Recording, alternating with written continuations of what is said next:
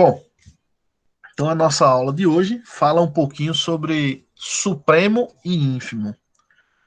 Bom, o que seriam essas coisas, né? Então, veremos a seguir algumas definições que nos levarão aos importantes conceitos de supremo e ínfimo de conjuntos de corpos ordenados, tá?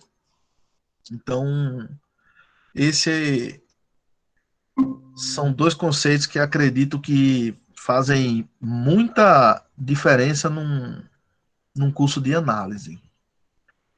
Bom, não sei se entrou mais alguém aí, mas eu não estou vendo, né? Bom, então, primeira definição é que seja F um corpo ordenado e A um subconjunto de F. Então, disse que beta pertencente a F é uma cota superior do conjunto A se A é menor ou igual que beta para todo A pertencente a A. Então, isso é uma definição de cota superior. Bom, considere o subconjunto A, tal que ele vai do menos infinito até o zero. Ele é um subconjunto do corpo ordenado Q. É claro que, por exemplo, 0, 2 e 17 são cotas superiores do A, né? Se você prestar atenção, esses números que eu falei, eles estão, né, na parte, no seu lado direito, né, do conjunto, né? 0, por exemplo, está no conjunto próprio 0, né? Então, ó, o 0, o 2, o 17, todos esses caras que eu falei, ó, são caras que estão à minha direita do conjunto e eles são chamados de cota superior. Na verdade, qualquer número não negativo é uma cota superior de A. Observe que professor. 0. Oi? Mas não vai até o zero, né? Conjunto. Olha a definição. Seja F um corpo ordenado e A um subconjunto de F. Diz que Sim. beta é uma cota superior do conjunto A se A é menor ou igual que beta para todo A pertencente a A. Ou seja, o meu beta não precisa morar no conjunto. Então, para qualquer elemento que esteja nesse lado de cá, ele é maior ou igual do que qualquer elemento desse conjunto. Então, qualquer Certo. elemento que vem na parte negativa aqui, ó, qualquer elemento desse conjunto para no zero. Qualquer cara que passe do zero pode receber o nome de cota superior. Por quê? Porque qualquer elemento que você me der aqui é maior ou igual que qualquer elemento do conjunto A. Na verdade, qualquer número não negativo é uma cota superior de A. Observe que 0 é a menor das cotas. E isso vai receber um nome especial, tá? A menor das cotas superiores é o que vamos chamar de supremo, mais na frente. Então, Beleza. O subconjunto B, olha, esse aqui é o contrário agora. Ele vai de 1 até o infinito, digamos que os naturais, né? Ele está contido nos racionais e ele não possui cota superior. Por que não possui, professor? Porque qualquer número natural que você me der, eu sempre vou encontrar o próximo. Quem é o próximo? É o n mais 1. Se você me der o n mais 1, eu vou achar o n mais 2. Ou seja, não tem como limitar ele superiormente. Porque se eu encontrar um limite superior, eu sempre vou encontrar um maior do que ele mais na frente. Então não dá. Ele não tem como ser um conjunto ao qual possui cota superior. Bom, qualquer número maior ou igual a 1 é cota superior desse conjunto. Esse conjunto é formado pelos x pertencentes aos racionais, tal que esses racionais é aberto no zero e fechado no 1. Então, aqui dentro desse conjunto, se você prestar atenção, tá cheio de números racionais, tá? Tá cheio, uma porrada aqui de números racionais, tá? Porém, se você prestar atenção, ele tem qualquer número maior ou igual que 1 é cota superior dele. Então, qualquer número que você me der aqui vira uma cota superior para esse conjunto. Então, dei um exemplo de um conjunto com cota superior, que era esse aqui. Dei um exemplo de um conjunto que não tem cota superior. Aqui tem outro com cota superior. E esse outro agora, ó, x pertencente aos racionais, tal que x é maior ou igual a zero. Então, ele começa no zero, fechado no zero, vai até o infinito.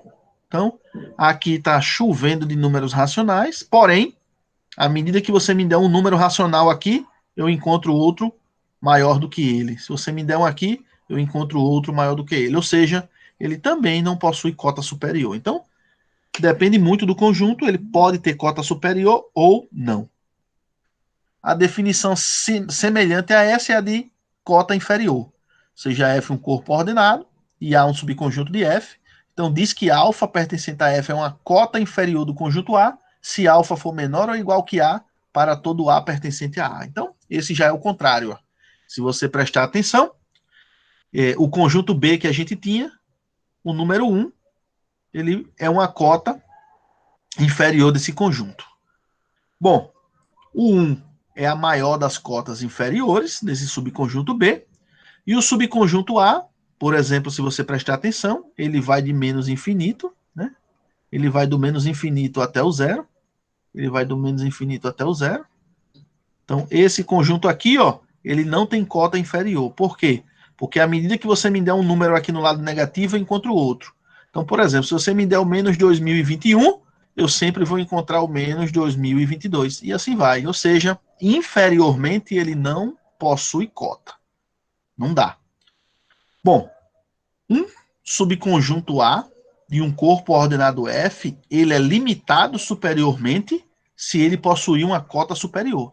Então, toda vez que eu lhe der um conjunto e você conseguir uma cota superior, você pode falar que ele é limitado superiormente. Então, esse subconjunto A, que vai de menos infinito até o zero, ele é limitado superiormente. Enquanto que o subconjunto B, que vai de 1 até o infinito, e o conjunto D, ao qual x pertence aos racionais e ele é maior ou igual a zero, eles não são limitados superiormente. Tá? Eu não consigo uma cota superior. Bom, também tem os limitados inferiormente. Tá? Então, um subconjunto A de um corpo ordenado F é limitado inferiormente se ele possuir uma cota inferior. E o conjunto B aqui, ó, é um conjunto ao qual possui uma cota inferior, logo ele é limitado inferiormente. Já esse outro conjunto, o conjunto A, ele não é limitado inferiormente. Por quê? Porque ele não tem cota inferior. Então, com essas definições, eu consigo falar de coisas mais interessantes, tá? Então, agora, eu posso falar para vocês o que é um conjunto limitado. Então, um subconjunto A de um corpo ordenado F, ele é limitado se existe uma limitação superior e uma inferior. Então, faz sentido, né? Você tem um certo conjunto A, um elemento A até um elemento B, e o que é ser limitado? É dizer que eu posso arrumar um limite inferior e um limite inferior, e eu posso colocar esse conjunto dentro desse limite. Ó. Então, toda vez que eu consigo fazer isso é porque ele é limitado. Ele tem uma cota inferior e uma cota superior. Então, por exemplo, esse subconjunto aqui, ó, 2, 4, 6, 8, 10, ele é limitado. Por quê? Porque o 11 serve de cota superior, o 1 serve de cota inferior. Então, para ser limitado, precisa ter as duas, ó, a superior e a inferior. Como ele tem as duas, ele é limitado. Porém, se você olhar para o A e para o B, esses conjuntos aqui, esse daqui não tem limite inferior e esse daqui não tem limite superior. Logo, não posso falar que eles são limitados.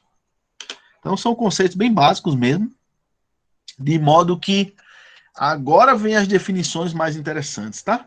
Seja A um subconjunto de um corpo ordenado F, disse que X pertencente a F é o supremo, quando existir, às vezes ele não existe, do conjunto A, se ele for a menor das cotas superiores. Nesse caso, a gente vai usar essa notação. Para falar que um cara é o supremo, a gente vai escrever que ele é o sup do conjunto, tá? Sup de supremo, tá? Então tá aqui, ó. A menor das cotas superiores, nesse caso, é o que chamamos de supremo. E a linguagem, a notação utilizada no curso de análise, para falar que o cara é o supremo, é sup. Sup de quem? Do conjunto. Sempre vai ter um conjunto envolvido, tá? Então, essas notações são bem clássicas.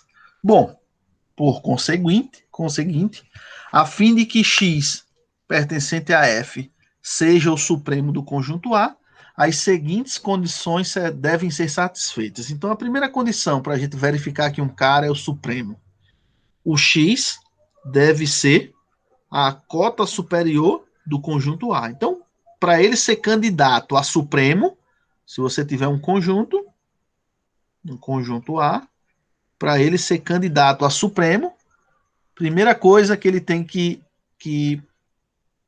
satisfazer é que ele precisa ser um candidato à cota superior, ou seja, ele precisa morar nesse lado aqui, ó. Qualquer cara desses aqui é candidato a supremo, tá? Ou seja, esse cara que mora nesse lado, ele chama-se cota superior. Qualquer um cara. Agora, para ele realmente ser chamado de supremo, ele tem que ser a menor das cotas, tá? Ou seja, o cara que está morando aqui, ó, bem coladinho. Ó. Esse é o supremo, tá? Esse é o supremo. É a menor das cotas superiores, recebe o nome de supremo, tá?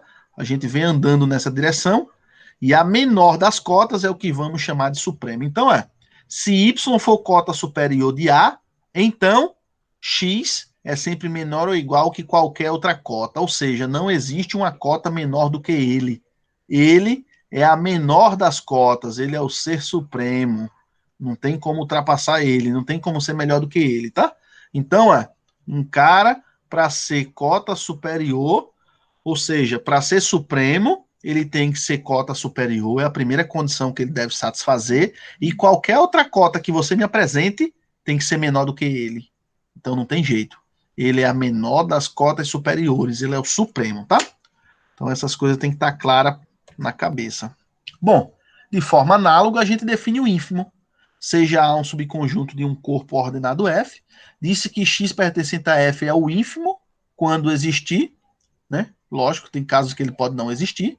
Ele é o ínfimo do conjunto A se ele for a maior das cotas inferiores. E a notação utilizada para o ínfimo é que X é o ínf de A. Então, essa é a notação para falar do ínfimo.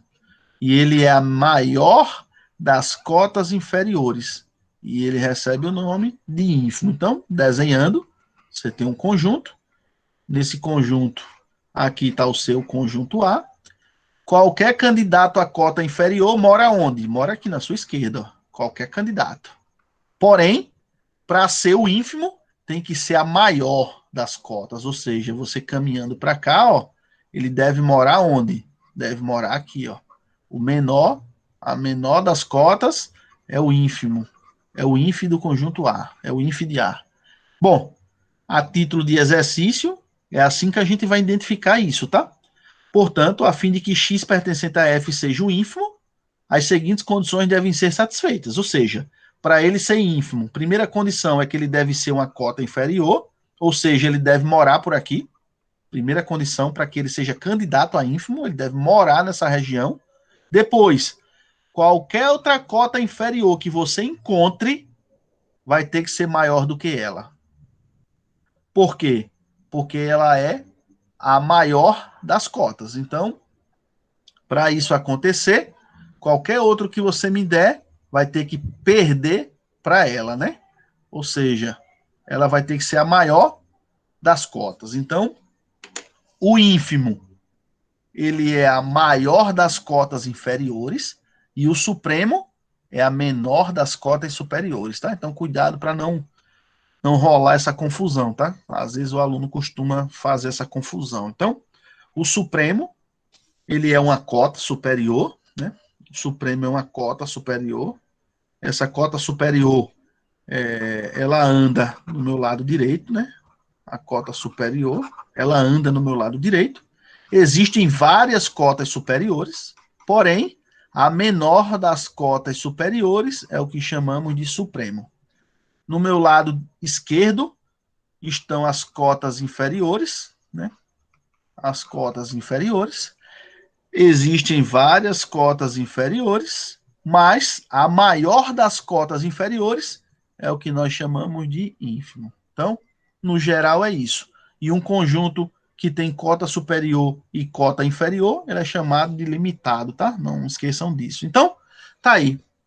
Esse conjunto aí, ó, a gente já falou na aula passada que Q é um corpo. Esse conjunto X é o conjunto dos racionais, tal que X é menor do que 1. Então, no 1, ele é aberto, esse conjunto, é aberto no 1. Aqui está chovendo de racionais, chovendo, tá? Vai até o menos infinito, por aí vai. Bom, o que eu quero de vocês é isso, é o que vão vir nos exercícios, é o que pode vir numa prova. Vamos provar que o supremo desse conjunto, opa, ele pode ter supremo, o que é que vocês acham? Existe cota superior para esses caras? Tá aqui, ó, na minha direita. O 2 é uma cota superior? É. Por quê? Porque qualquer elemento desse conjunto, né? Qualquer elemento para todo x, temos o seguinte: x é sempre menor do que 2. Qualquer elemento x que você me der aqui nesse conjunto, ele será sempre menor do que 2. Posso melhorar essa cota, professor? Pode, já que o supremo é a menor das cotas, né? Então eu posso dizer assim, olha, essa cota está muito grosseira. Eu vou pegar agora o x sempre menor do que 1. Vou pegar menor do que 1. Uma vez que esses caras são sempre menores do que 1, se eu pegar o 1 aqui, ó, o 1 pode ser chamado de cota superior. O que é que eu preciso mostrar agora? Que esse cara, satisfaz a condição 1, ele é cota superior. Agora eu tenho que mostrar que não existe nenhum cara maior do que ele. Ele é o menor de todos. É isso que eu preciso provar, tá? Então, vamos lá. De fato, é claro que 1 é uma cota superior, né? Então, o conjunto já estava mostrando pra gente, olha, esse cara é um candidato, velho, a cota superior. Ele é um forte candidato, tá? A cota superior. Então, vamos trabalhar com ele. Bom, isto é, para todo x que você me der aqui dentro desse conjunto, ele é sempre menor do que 1, né? Estava na própria definição, né? Peguei da própria definição. Para todo. Bom, guarda isso. Suponhamos que existe, ou seja, eu vou fazer prova por contradição, tá? Suponhamos que existe uma cota superior, que chamei de beta, tal que beta é menor do que 1. Então, vamos supor que existe uma cota superior, tal que essa cota é menor do que 1. Assim, então vamos lá. Ó. Vamos lá. Vou pegar beta, vou supor que ela é uma cota superior, e beta é menor do que 1. Tá? Então, digamos que o 1 está aqui. Peguei um beta, né? Peguei um beta. Peguei um beta menor do que 1 e vou fazer o seguinte, ó. Olha a brincadeira que eu vou fazer, ó. Eu vou pegar beta, vou somar com 1 e dividir por 2. Beta mais 1 sobre 2 mora onde? Mora aqui dentro, é o ponto médio. Opa! Beta mais 1 sobre 2 mora em x. Por quê? Porque beta mais 1 sobre 2 é menor do que 1. E, por sua vez, é maior do que beta. Então, ele mora no conjunto x. Quem é o conjunto x? São os racionais menores do que 1. Então, ele mora. Então, mora em x. E, por sua vez, ele está entre 1 e beta. Mas, professor, observe que você começou, né? Supondo que existe uma cota superior, tal que ela é menor do que 1. A cota superior, você encontrou um beta mais 1 sobre 2, tal que isso não dá para falar que beta ele é uma cota superior, né? Por quê? Porque eu achei um cara maior do que ele. Poxa, se ele era cota superior, o candidato a Supremo, e você encontrou um cara maior do que ele e menor do que 1, poxa, quer dizer que ele não tem como ser candidato a Supremo, né? Portanto, o beta não tem como ser menor do que 1. O beta tem que ser maior ou igual do que 1. Se ela é maior ou igual, eu posso considerar o caso igual. Ou seja, beta igual a 1 é a menor cota superior de x. E desse modo, a gente mostra que o supremo do x é igual a 1. Detalhe interessante é que o supremo do conjunto é 1, mas o 1 não pertence ao conjunto. Por quê? Porque ele é um conjunto, ó, com sinal de menor. Então, por isso que na definição de de supremo, a gente tem que tomar cuidado. Por quê? Porque o supremo, às vezes, ele existe, mas ele não mora no conjunto. Às vezes ele existe e mora no conjunto.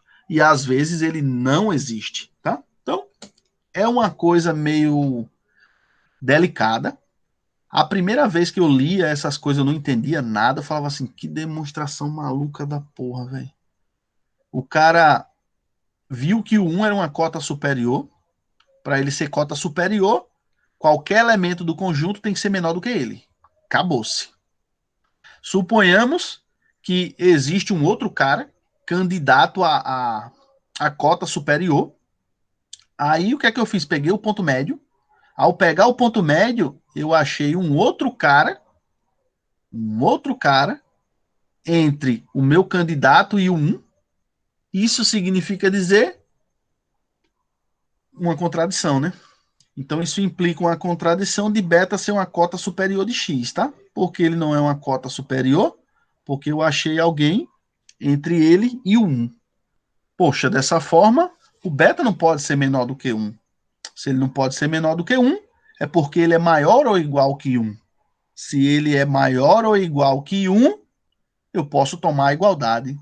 Ou seja, o 1 é a menor cota superior de x. E desse modo, o supremo do conjunto x é igual a 1. E a observação que eu faço é que o supremo, o elemento 1, ele não mora no conjunto x, tá? Bom, aqui é um exemplo mais genérico, onde dá para brincar com os dois casos.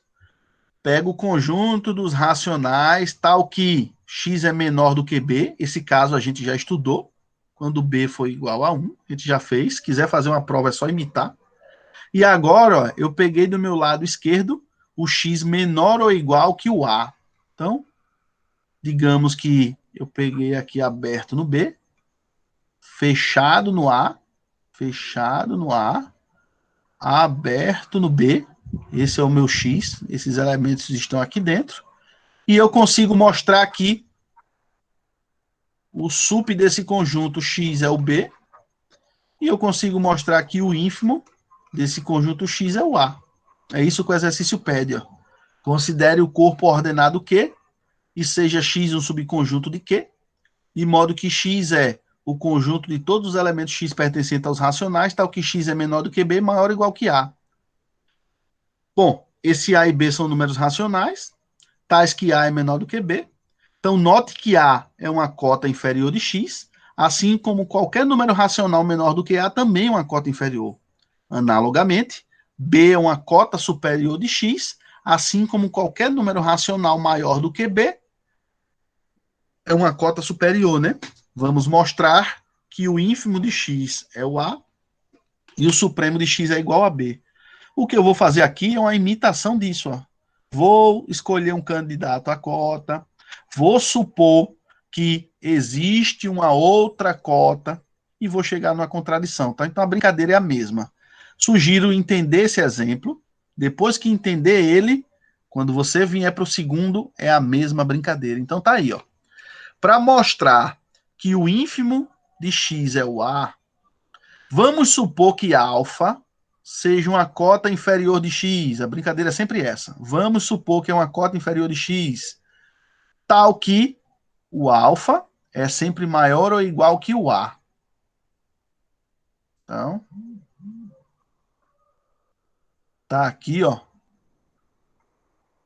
o meu conjunto x. Meu conjunto x está aqui, morando aqui. Aqui está o A. Não, desculpa. Aqui está o A.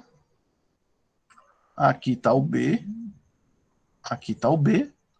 E aí, ó, para mostrar, eu vou supor, né, que tem um alfa e ele seja cota inferior de x. Bom, se ele é cota inferior de x, quer dizer que esse alfa, ele é maior do que A.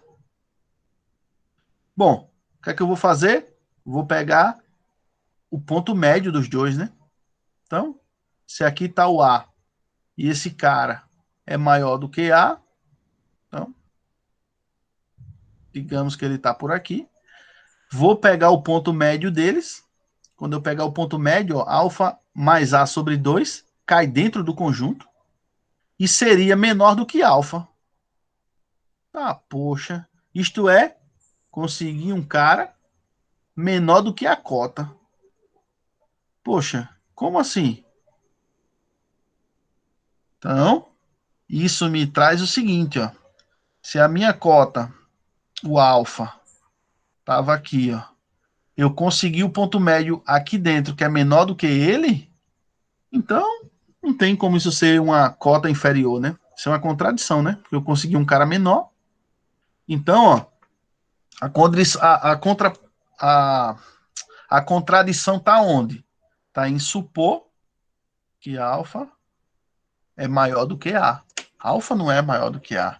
Alfa é menor ou igual que A. Então, a alfa é menor ou igual que o A. Como é menor ou igual, eu posso tomar o igual. Então, A é a maior cota inferior. E desse modo, o ínf do conjunto X é igual ao A. Note que o ínfimo desse conjunto pertence ao conjunto. Analogamente, fica como exercício para vocês, é só imitar o exemplo de cima. É exatamente isso, por isso que eu não fiz. O supremo de B, o supremo de X é o próprio B, mas B não pertence. Ó. Então você tem um caso em que o supremo não pertence ao conjunto X, e você tem um caso em que o ínfimo pertence ao conjunto X, ou seja, pertencer ou não está totalmente ligado a quem? A essas desigualdades do conjunto, né? Ó, como aqui é menor, o supremo não vai pertencer ao conjunto. Como aqui tem menor, maior ou igual, quer dizer que eu posso usar a igualdade e o elemento pode pertencer ao conjunto. Então, esse lance de encontrar o ínfimo, encontrar o supremo, não necessariamente significa dizer que eles vão morar no conjunto, tá? Eu sei encontrar, determinei, mas que eles vão morar no conjunto aí é outra história.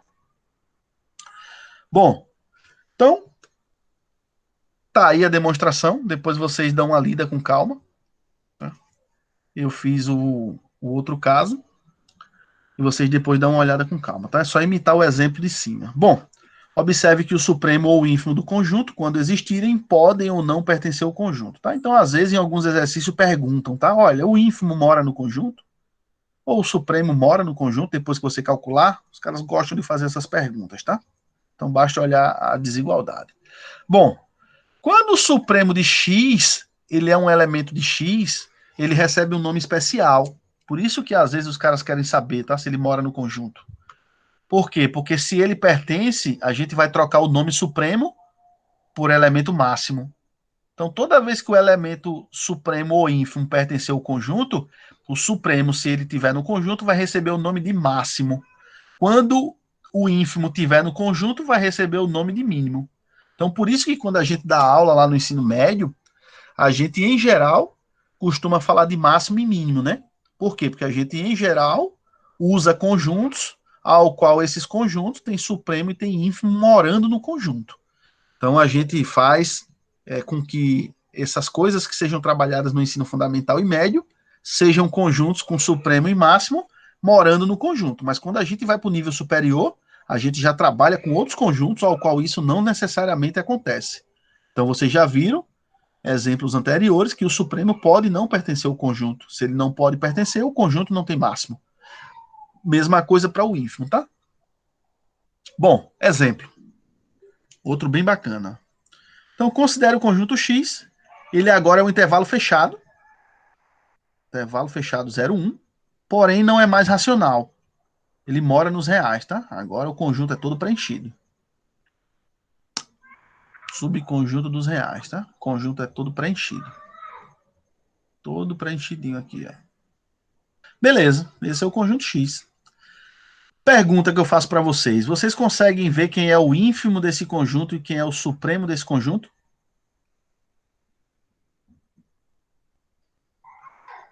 Vocês entenderam a ideia de supremo e de ínfimo?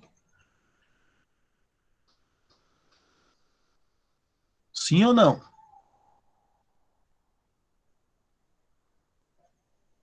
Ixi, deve ter ninguém, deve estar falando sozinho, né? Bom, o supremo desse conjunto mora à sua direita, tá? Então, o supremo mora por aqui. Enquanto o ínfimo mora por aqui. O supremo é a menor das cotas, então eu vou caminhando nessa direção. A menor das cotas superiores, a menor, é o que eu chamo de ínfimo. Então, ó, supremo. Eu chutaria que esse 1 é o candidato a supremo. Desculpa. É o candidato a supremo. Esse 1 é o candidato a supremo, tá? Então, eu diria que esse 1, ele é o supremo de X.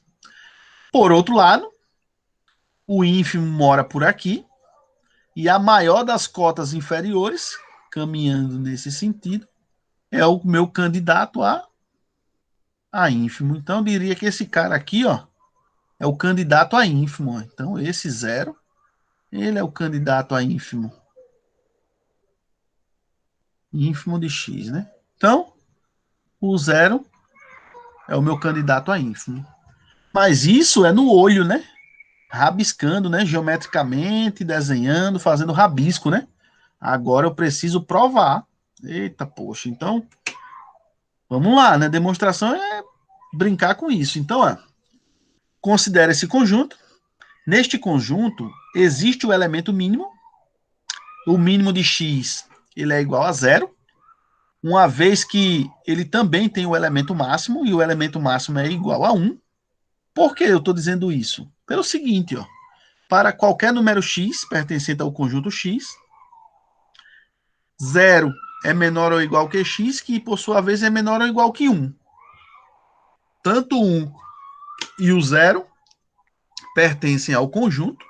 E note que os números 0 e 1, além de estar no conjunto, eu posso afirmar que eles correspondem ao elemento mínimo e máximo, né? Por quê? Porque uma vez que eles moram no conjunto, o menor elemento desse conjunto é o próprio 0, não tem ninguém menor do que ele. Por quê? Porque o conjunto é fechado. Do mesmo jeito, o conjunto é fechado no 1, então o maior elemento desse conjunto é o 1, não tem ninguém maior do que ele. Porém, se isso fosse aberto, a brincadeira muda, né? Se isso fosse um cara aberto, a brincadeira muda, né? Eu não posso falar em elemento máximo e elemento mínimo.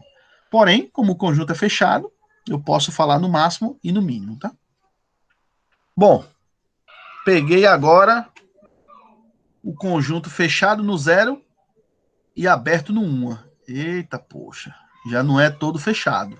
Então para todo x, temos que x é maior ou igual a 0 e menor do que 1. Como o 0 pertence a x, então ele é elemento mínimo. O conjunto é fechado no 0, show de bola. Então, vamos demonstrar que o conjunto x não tem elemento máximo. Então, o elemento mínimo você viu aqui que tem. Porém, se olhar para esse lado aqui, ó, ele é aberto. Por ser aberto, ele não tem elemento máximo. Ó. Eita, poxa. Quer dizer que o meu 1, ele é candidato ao supremo. Ele é o sup de x. Porém, ele não pertence a x. Como ele não pertence, ele não pode receber o nome de máximo, tá? Então o exercício pede para provar isso. Mostre que o conjunto não tem elemento máximo. Poxa, não tem elemento máximo? Não tem. Então vamos lá. Suponhamos o contrário. Ou seja, existe um elemento máximo, tá? Suponha que existe. E vamos denotar ele por x0. Onde x0, por ser máximo, pertence ao conjunto. Pela construção do conjunto x, para todo x, temos que x é menor do que 1. Em particular, como x0 pertence a x, temos que x0 tem que ser menor do que 1, tá? Por quê? Porque, por hipótese, eu falei que ele morava no conjunto. Tá lá, foi hipótese, né? Suponha que isso existe, então ele mora lá. Bom, como x0 é menor do que 1, então existe um número racional R entre o x0 e o 1. Como o R, por sua vez, é menor do que 1, e o R, por ser um racional positivo morando nesse conjunto, o R pertencendo a esse conjunto, ele também é maior do que 0, então o R pertence a X. E R é maior do que esse X0. Isto é, R é um elemento do conjunto X e é maior do que o elemento máximo. Como é que pode? Um conjunto ter elemento máximo e eu encontrei um cara maior do que ele. Então, não dá, né? Chegamos a uma contradição. Assim, o conjunto X não tem elemento máximo. Então, observem, eu supus que esse cara era o elemento máximo e ele satisfaz a condição de morar nesse conjunto. X0 mora em X. Por morar em X, ele satisfaz essa regra. Que regra? Ele é maior ou igual que zero. Ele é maior ou igual a zero e menor do que 1. Ele é menor do que 1. E ele é o elemento máximo. Eu peguei o ponto médio desses dois, e o ponto médio desses dois é um novo número racional, né? X0 mais 1 sobre 2 pertence aos racionais. Foi o que ele disse aqui, só que ele quis chamar de R, tá? E eu encontrei um cara maior do que o meu elemento máximo. Poxa, R é menor do que 1 e é maior do que 0. Então ele mora em X e ele é maior do que o elemento máximo? Não tem como isso acontecer, né? Impossível, tem alguma coisa errada. E onde está o erro? O erro está na hora que eu supus que existe um elemento máximo e chamei de x0. Ou seja, não existe elemento máximo, cara. A suposição de que ele existe me levou a uma contradição. Então, você mostra que o conjunto X não tem elemento máximo, né? Então, observe que os argumentos são os mesmos, o jeito de comentar os exercícios são os mesmos. O que a gente precisa fazer é imitar. Só isso, tá? Aprender um primeiro exemplo, depois imitar para os outros conjuntos. É assim que a gente faz, é assim que a gente costuma fazer. Então, análise é chata por isso, porque a gente tenta uma primeira leitura, achou chato, chuta o pau da barraca e acabou. Você não vai fazer mais nada, tá? Porque se você prestar atenção, eu estou usando essa argumentação aqui em todos os meus exemplos, tá? Em todos a brincadeira é a mesma, não tem segredo, tá? Então, desde o primeiro,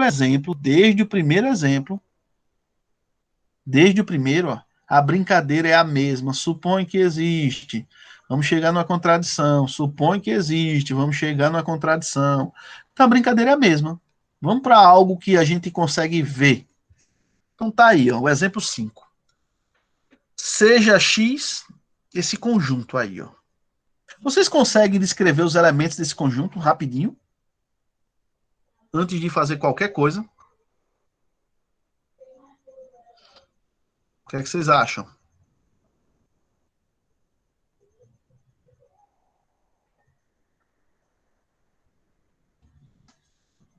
O que é que vocês acham?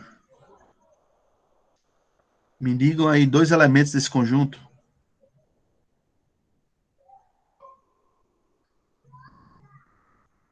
Ninguém fala nada, velho. Ah, porra. Tô dando aula sozinho. Hoje tá difícil, professor.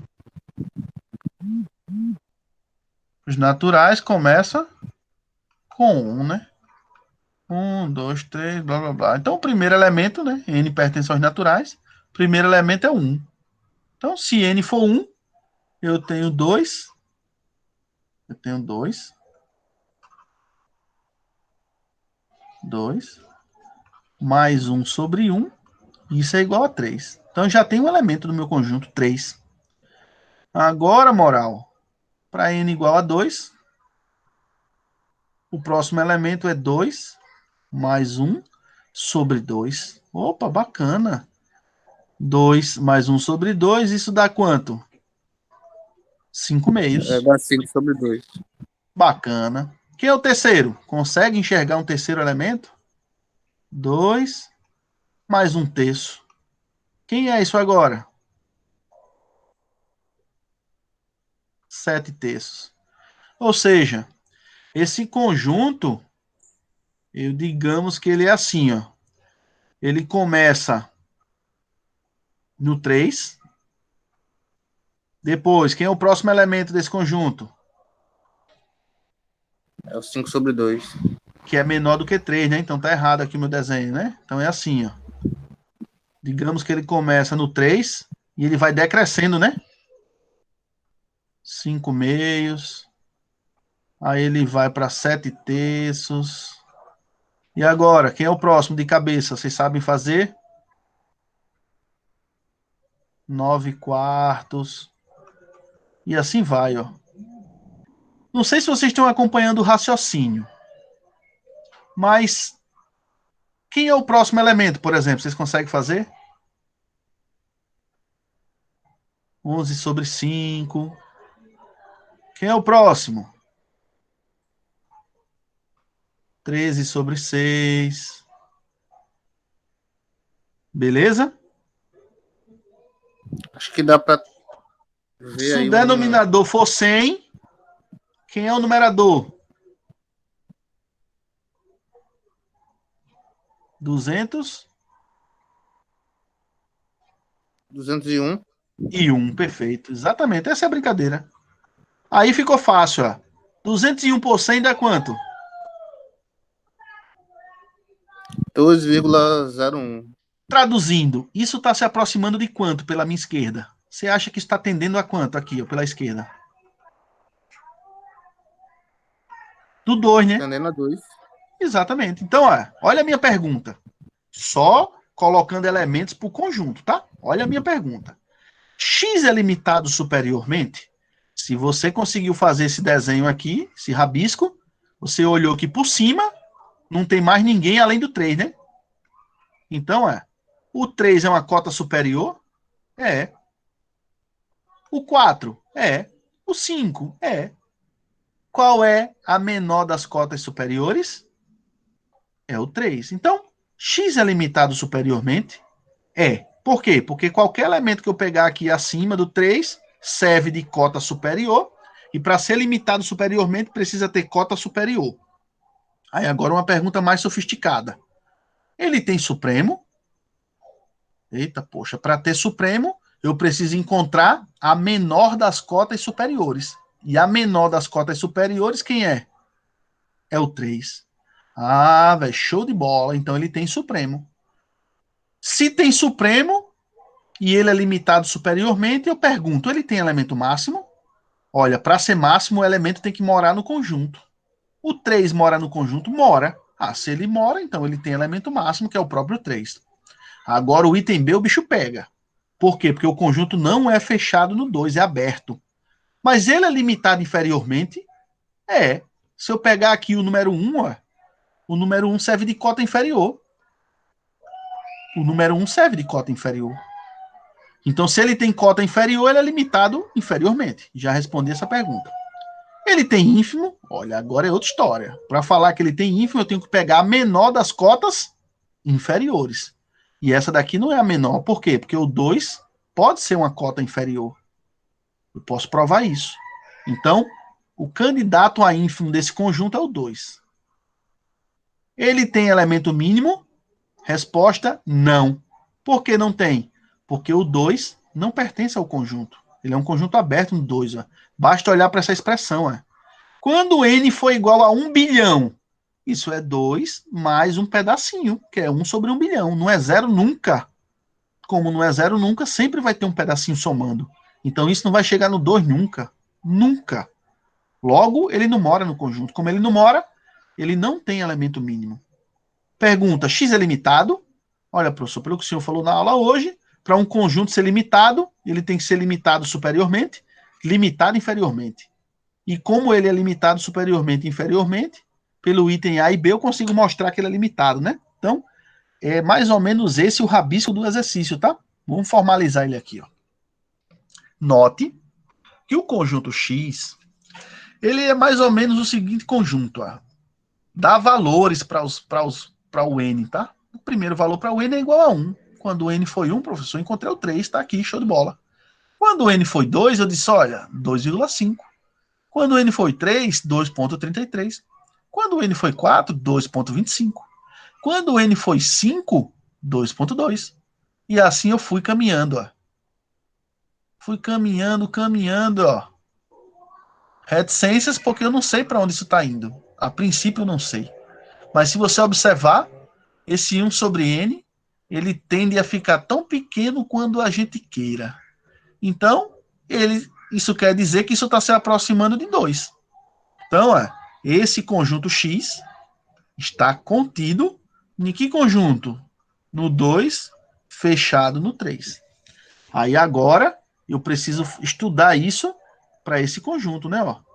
Para o conjunto 2, fechado no 3. Pronto. Esse, digamos que é o meu X'. Aí eu faço a pergunta.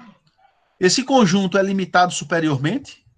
É. Por quê? Porque se eu pegar o número 3, é uma cota superior. E como existe uma cota superior, ele é limitado superiormente.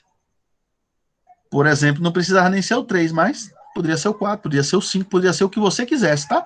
Então 3, 4, 5, 6, 7, 8. Tudo isso é cota superior. Se tem cota superior, implica dizer que, pela definição, ele é limitado superiormente. Agora, qual é a definição de supremo? Olha, professor, o supremo é a menor das cotas superiores, e a menor é 3. Então, 3 é o supremo desse conjunto. E como o 3 mora no conjunto, olha ele aqui, ele também é o máximo. Então, eu consigo descrever isso. O item B é olhar o contrário agora, né? Você tem o conjunto 2 fechado em 3. Qualquer número que você pegar aqui, 1, 0, menos 1, menos 2, menos 3, qualquer um desses é cota inferior. Então, o conjunto X é limitado inferiormente pelo número 2, pelo número 1, e por aí vai. Ou seja, qualquer número que você pegar aqui, desse lado, é cota inferior. Agora, quem é o ínfimo? Opa, aí é outra história. O ínfimo é a maior das cotas inferiores. Então, quem é a maior das cotas? É o próprio 2, né? Então, o 2, ele é um forte candidato a ínfimo do conjunto. Porém, ele não mora no conjunto. Por ele não morar no conjunto, ele não tem mínimo. Logo, o 2 é o ínfimo, não mora no conjunto e, portanto, não existe elemento mínimo nesse conjunto. Tem elemento máximo. O elemento máximo é o 3. Já o elemento mínimo não tem. Tá? Por quê? Porque ele é fechado no 3. Por ser fechado no 3 é o elemento máximo. E ele é aberto no 2. Por ser aberto no 2, ele não tem elemento mínimo. Né? Bom, o item C, o conjunto é limitado. Por quê? Qual foi a definição de limitado que a gente aprendeu na aula hoje? Um conjunto, ele é limitado se, primeira condição, ele é limitado superiormente. Pelo item A, ele é limitado superiormente. Pelo item B, ele também é limitado inferiormente. Quando um conjunto é limitado superiormente e limitado inferiormente, recebe o nome de conjunto limitado. Então, esse conjunto aqui, ele é limitado, tá? Eu consigo colocar ele dentro de uma bolinha, tá? Centrada em algum lugar, de raio epsilon, por exemplo. Então, eu consigo fazer essa limitação. Então, a resposta é que esse conjunto é limitado pelo item A e pelo item B, tá? Então, aqui está só um rabisco da argumentação, tá? Então, você pode justificar melhor pelo item A, ele é limitado superiormente, e pelo item B, ele é limitado inferiormente. Logo, ou portanto, o conjunto X é limitado, né? A definição diz isso, que ele tem que ser limitado superiormente e limitado inferiormente. Bom, olha esse outro conjunto agora. Repito a mesma pergunta para vocês. Quem é o conjunto A? É o conjunto do X, tal que ele é solução dessa inequação, ó. Que doideira. Pergunta. A é limitado superiormente? Ele tem supremo? E ele tem máximo? Item B. O A é limitado inferiormente? O que é que vocês acham? Esse conjunto aí tem ínfimo, ele tem mínimo, e o item C, ele é limitado. Então, tem como resolver isso aqui só olhando? Não tem, né? Como é que eu fiz esse exemplo? Primeiro eu tive que tentar adivinhar os elementos do conjunto, né? Atribuindo valores para N. Foi mais fácil. Esse aqui eu tenho que resolver o quê? Resolver essa.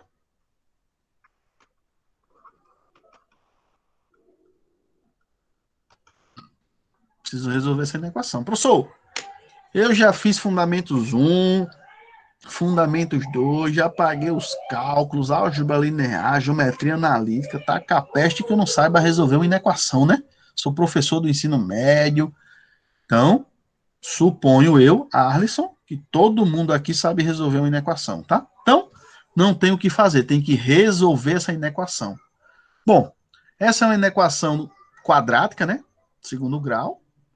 O que eu preciso fazer é encontrar suas soluções. É a primeira coisa que eu preciso observar, encontrar suas soluções. Batendo o olho aqui, eu vejo que as suas soluções são 2 e 3. 2 vezes 3 dá 6, 2 mais 3 dá 5, trocando o sinal. Tá aqui, tá? Soma e produto. Show de bola. Como o coeficiente que acompanha o x ao quadrado é positivo, com cavidade desse negócio não tem outro caminho, né? Só pode ser para cima. Como é uma inequação, eu consigo dizer que qualquer... Isso aqui é o eixo x, né? Isso é o eixo x. Isso aqui é o meu eixo y, tá? Isso aqui é o meu eixo y. Essa é a parte positiva do eixo y, essa é a parte negativa do eixo y, ou seja, o que é que isso está me falando? Está falando o seguinte, ó, qualquer cara que tiver aqui é negativo. Qualquer cara que tiver aqui, ó, é positivo. Como eu quero, na minha inequação, os caras que são maiores do que zero, onde é que estão os maiores que zero? Ou seja, os positivos. Estão aqui, ó. Estão aqui, ó. Ou seja, o conjunto A. Quem são as soluções? São números reais, né? Ainda bem, não são racionais, são reais. Tal que vai do menos infinito até o 2. Fechado ou aberto? É fechado ou é aberto? Me bateu a dúvida agora.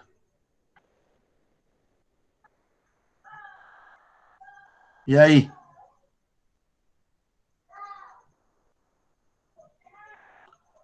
Rápido.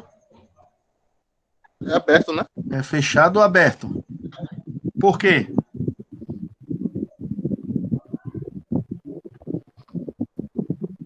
Porque é maior do que zero, né? Se fosse igual a zero, você estava procurando quem? As raízes, né? E as raízes, ó, são 2 e 3. Como não é igual, é maior, ele não pode conter, né? Se não pode conter, é aberto. União, porque a solução é um pedaço para cá, outro pedaço para cá. Quem é o outro conjunto? Aberto no 3. Por que aberto? Porque eu não quero as soluções, eu quero maior e vai até o infinito, ó. Então, antes de resolver o exercício, eu tenho que resolver a inequação, enxergar essas soluções e agora sim, agora a gente vai trocar pancada, tá?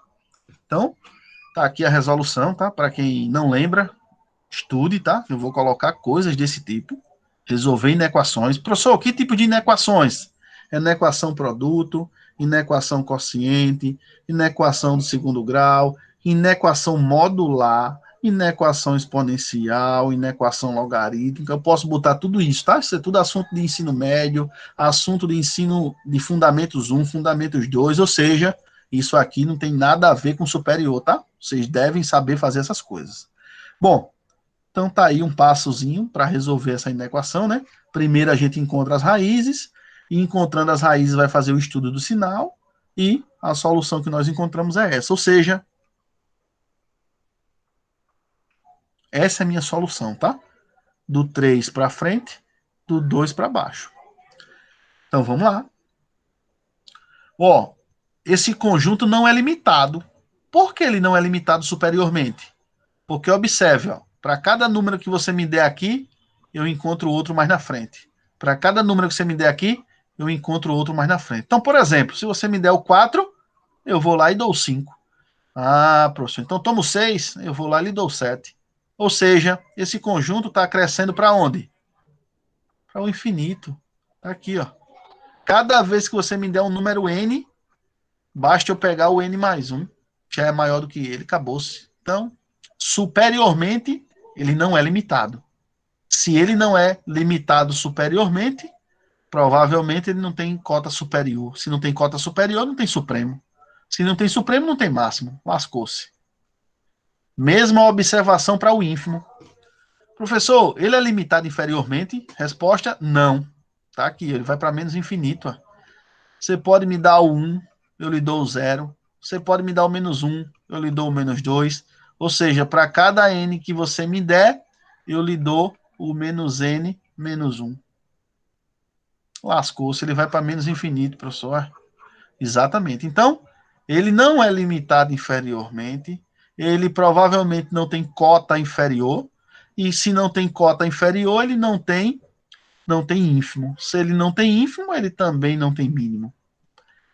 Se um conjunto não é limitado superiormente, tá aqui, ó, se ele não é limitado superiormente, e se ele não é limitado inferiormente, ele não deve ter, ele não é limitado, né? Porque ele não é limitado superiormente, não é limitado inferiormente, então não é limitado. Por quê? Porque a definição de limitado pede que seja limitado inferiormente e pede que seja limitado superiormente. Como ele não tem nenhum dos dois, então ele não é um conjunto limitado. Então, provavelmente nos exercícios vão ter questões sobre isso, tá? Vocês resolverem em equações. Então, o conjunto dos racionais, ele não consegue preencher toda a reta. Raiz de 2, por exemplo, corresponde a um ponto da reta numérica, mas o raiz de 2 não pertence a Q. Bom, esse fato de natureza bastante geométrica traduz-se de forma aritmética por meio do seguinte exemplo. Ó. Por que eu estou falando em geométrica? Não sei se vocês lembram da aula de ontem. O que é que os caras fizeram? Lá na era pitagórica. Pegaram um segmento de tamanho 1, pegaram outro segmento de tamanho 1, construíram um triângulo retângulo, isso gerou uma hipotenusa, que ele chamou de H, pegou uma régua e um compasso, foi lá traçando, ó, esse segmento caiu aqui, ó. E esse segmento que caiu aqui, que ele chamou de H, usando Pitágoras,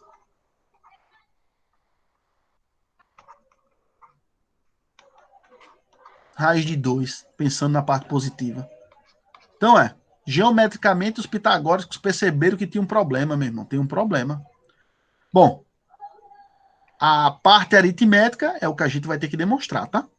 Então, o conjunto A é o conjunto do x pertencente a Q, tal que x ao quadrado é menor do que 2 e x é positivo.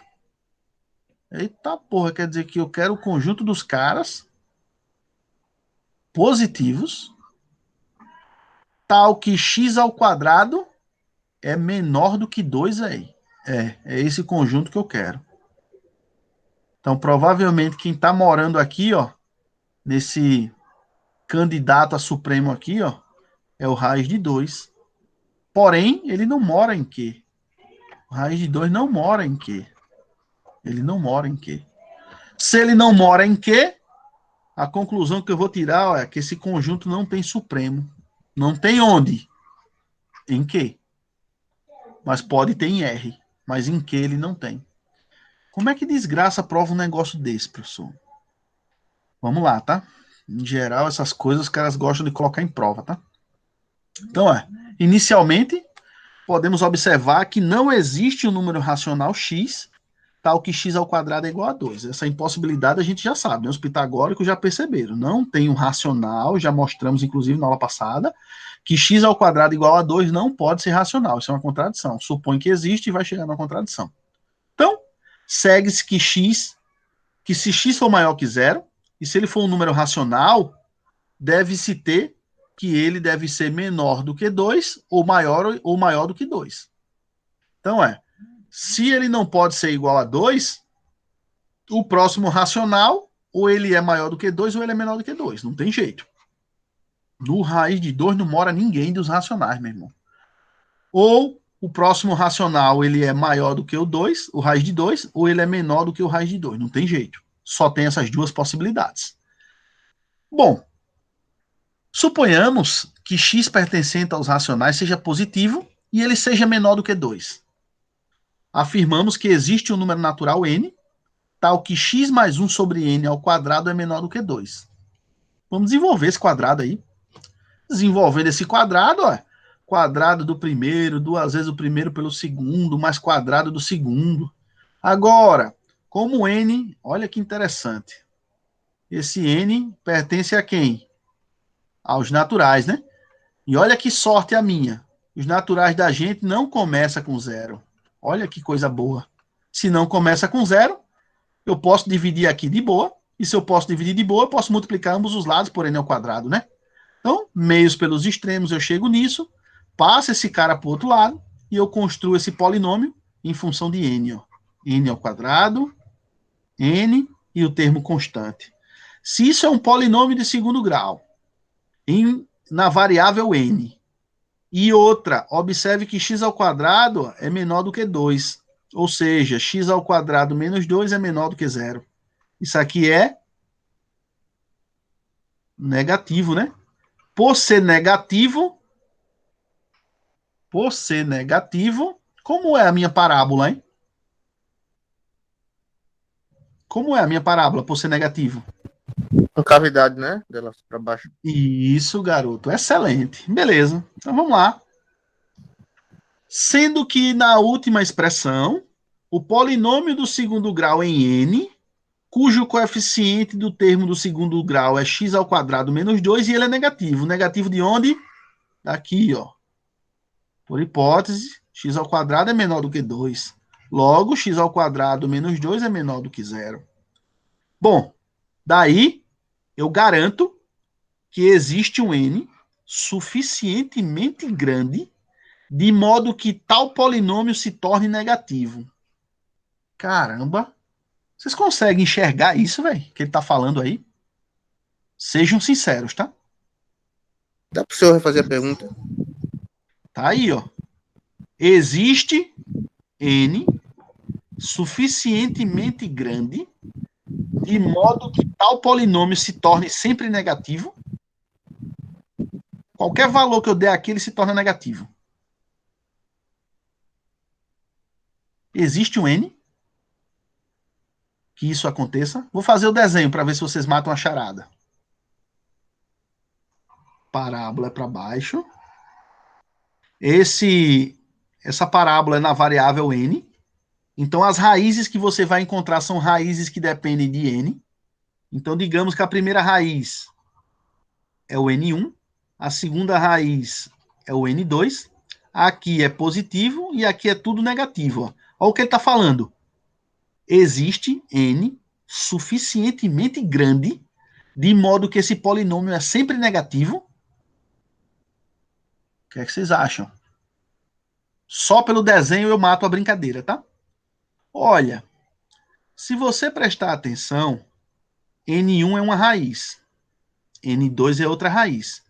Qualquer valor de n maior do que n2, esse polinômio vai para onde? Vai para onde? É para o mais infinito, né? Menos infinito, né? Ele está descendo, né? Ah, sim, sim. Então, argumento dele. A análise é bonito por isso, tá? Basta tomar n maior que a sua maior raiz. Eita, verdade, ó. Tava aqui o polinômio. A primeira raiz é essa. A segunda raiz é essa. Olha o que ele mandou fazer, ó. Basta tomar n como sendo maior do que sua maior raiz. Como a maior raiz é essa, qualquer n que eu tomar aqui torna-se o polinômio sempre negativo. E à medida que o n for muito grande, isso vai para menos infinito. É verdade, tá certo, cara.